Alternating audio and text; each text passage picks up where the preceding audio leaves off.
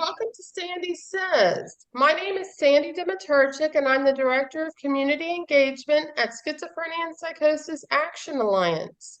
Today I am interviewing Stephanie Greer, co-founder and CEO at AKIN, and Charlie Davidson, clinical lead at AKIN. AKIN is a new type of service for people who are family members and or friends of people with mental health issues. Could you two please introduce yourself and tell me more about your company? Yeah, thank you so much. And thank you for having us, Sandy. I'm really excited to be on the channel and share more about AKIN mental health.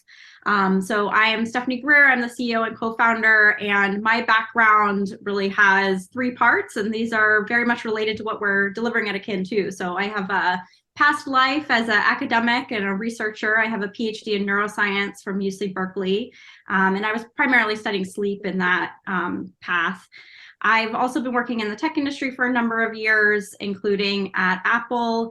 And then I come at this from my personal experience. So my mom has bipolar 1 disorder, which has included psychotic episodes. And I know how difficult these issues can be and how much impact this has on the whole family.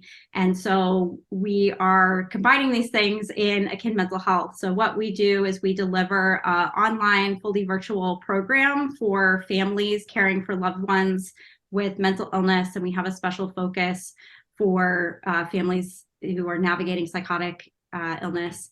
And we have evidence-based curriculum to bring families through our weekly program online. And I'll let Charlie introduce himself too.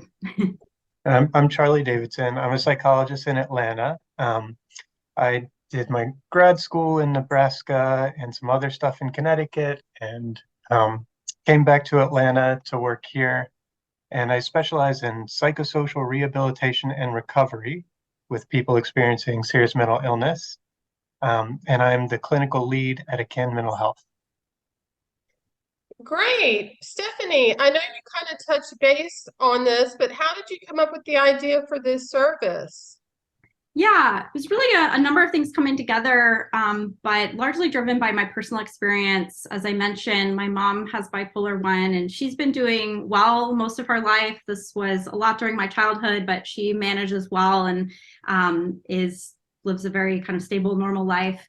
But right before the pandemic, she had, what's best described as a relapse with psychosis and symptoms. And my sister and I were involved in kind of getting things back on track and connecting her to supports for her. And it was really, really hard. I flew across the country. It took us a number of weeks. A psychiatrist wouldn't talk to the family, even though that's what my mom wanted. We had to get new doctors.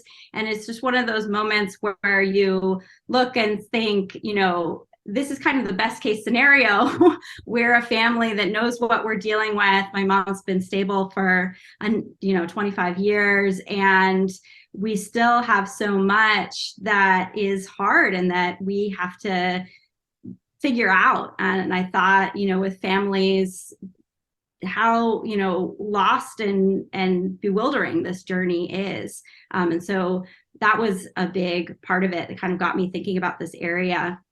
And of course, this isn't really a new idea. In the research literature, there is a huge amount of evidence showing that when families are educated and when they're supported, that this has a huge impact on treatment outcomes for everyone and wellness for everyone. So it was really kind of seeing that connection and what's possible from the evidence base. Of course, in my career, I was kind of in the tech industry and seeing the amount of attention that was coming to mental health and how much focus and investment is happening in this area, and yet still really ignoring issues of psychosis and certainly issues related to the family and how the family's navigating that. And so those were the things that came together. The final piece is once I started networking and finding other people interested in this issue, I found my co-founder, Matthew Montanez, and he's a software engineer who also has been touched by this personally. His brother has schizoaffective disorder. And so we really combine the passion for the mission and all the skills together to bring this forward and launch this. And we've really been growing an amazing team, including Charlie joining last year. And Charlie, how did you become affiliated with this company? Yeah, so luck, of course, as with everything. But long story short, some colleagues and I wrote a book, and I should say shamelessly self-promote. It's called Recovering the U.S. Mental Health Care System, Past, Present, and Future of uh, Psychosocial Interventions for People with Psychosis. Long title, but it's a good academic book that I'm really happy about. Written with my colleague Meg Stacy and a whole bunch of awesome co-authors. And I was advertising that, just sending it out on listservs and networks. And Stephanie responded to an advertisement, and eventually I came on as a consultant to AKIN Mental Health to help finish up writing a core curriculum of content that families would learn about as they went through the program. And from there, I was hired on full time, and now I'm all in and very grateful to be here. It's a really unique company and perspective for me. Okay, and can either of you explain the cost of the service, including the free trial? Yeah, absolutely. So we're a fairly new program, so we've been operating our program at a discount for a number of months now, but our regular prices are $89 a month for the live guidance program, and that includes 4 weekly workshops that are 90 minutes along with education online and support from a guide in between. And so we think about this as kind of less than the cost of a meeting with a therapist is a month of support with AKIN. And that's our core program. We also include a free trial, as you mentioned, for the first 7 days so that you can, you actually get a welcome call during that period to connect with one of our peer guides and can attend a workshop so you can try it out and make sure it's a fit for you. And what are the topics that you cover in the service? Yeah, we cover a range of topics, and these are really pulled from the evidence base and also from all the families we talk to on their needs. So our curriculum has 4 sections. The first is about foundations. We cover diagnoses and symptoms and causes of mental illness, as well as special issues around refusing treatment, which is common that families are navigating that.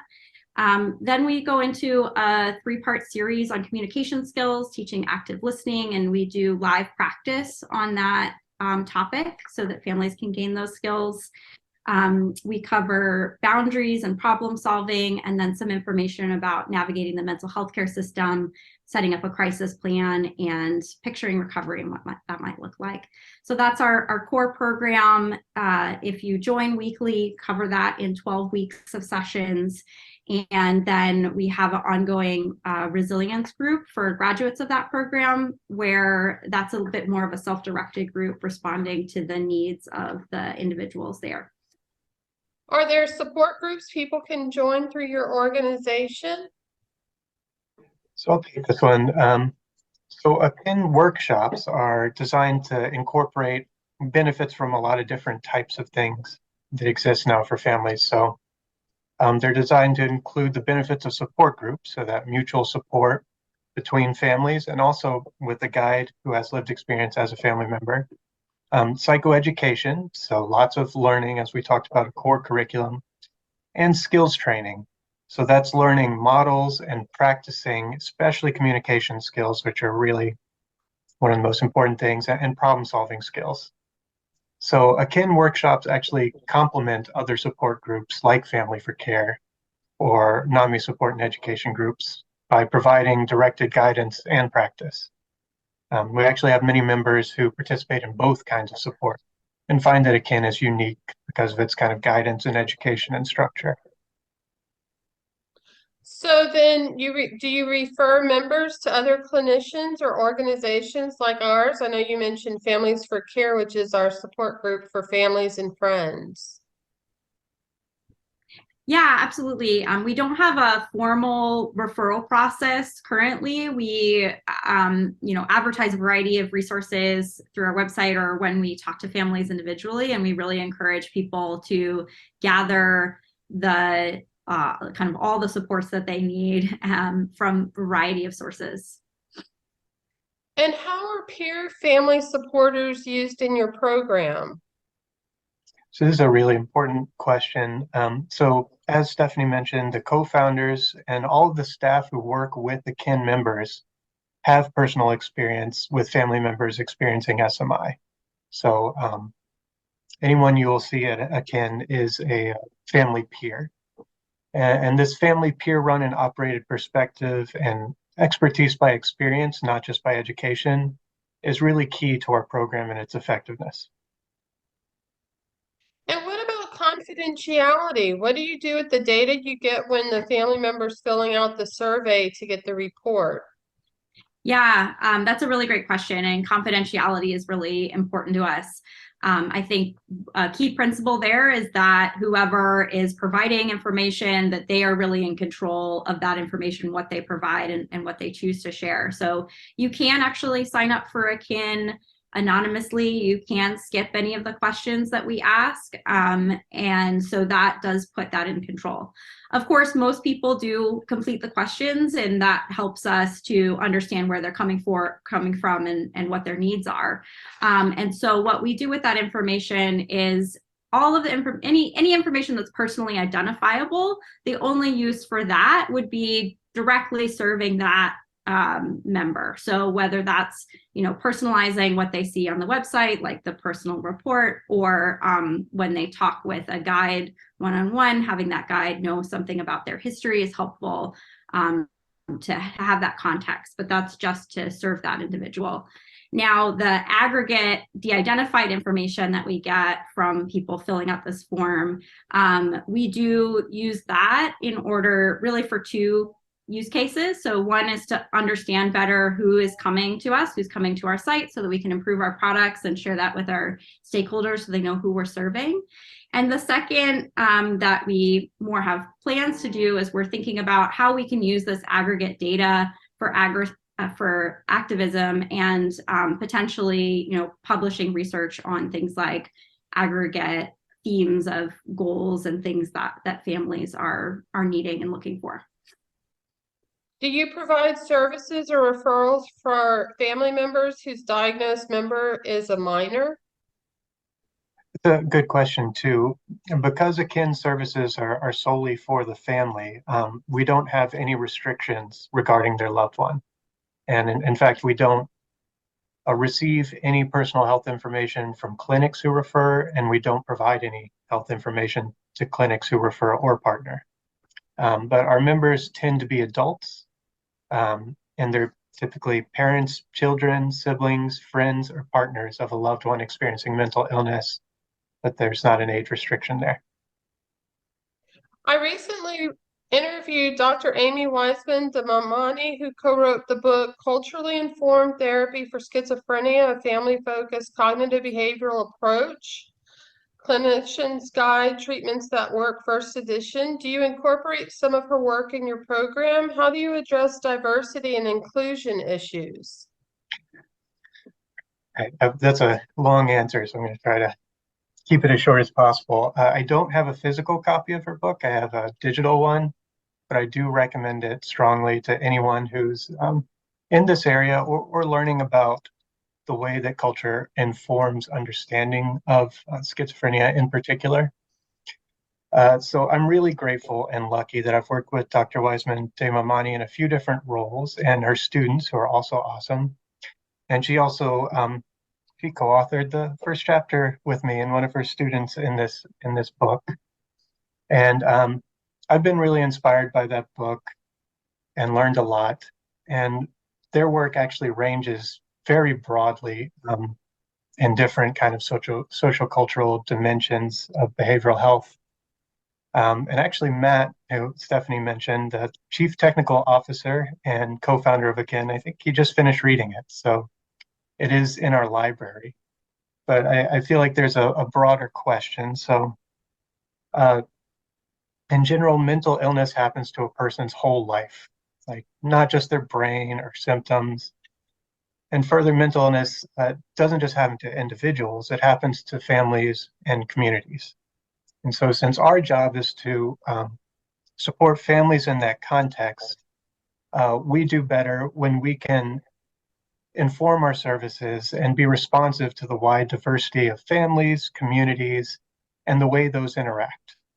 And that gets very complex. So the work of people like Dr. Wiseman-Damamani and her colleagues is really crucial for us to understand how evidence-based principles may operate or may not, given the cultural and individual context of any given family or group of families, et cetera.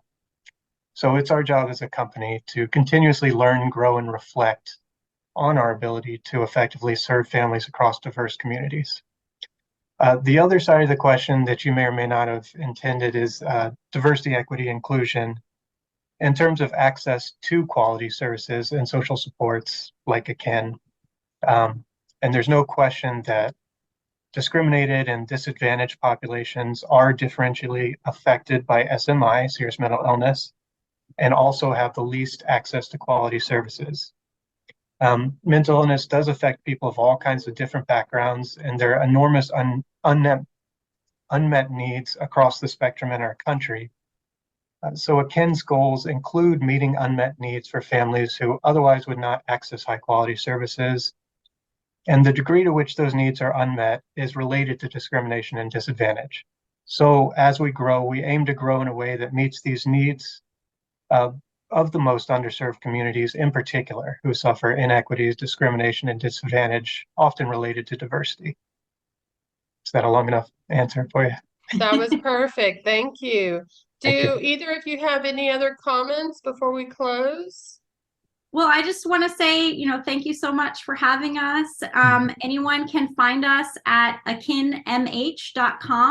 You can even reach me directly at stephanie@akinmh.com if you have questions about the service or want to reach out. We're also actively looking to partner with other organizations or treatment providers that want to offer more family support services. And I just really appreciate your work, Sandy, and your work in this channel, advocating and, speaking for this community. Yeah, and I would add my email is charlie@akinmh.com. Feel free to reach out to me too if for some reason you want to talk to the scientist. I guess we're both scientists. Whatever I am, the clinical lead rather than the founder. But and thank you, Sandy, for doing this and for inviting us. It's an honor. Well, thank you for being here and thanks for joining us today. Don't forget to subscribe to Schizophrenia and Psychosis Action Alliance so you don't miss a Sandy Says video. Bye.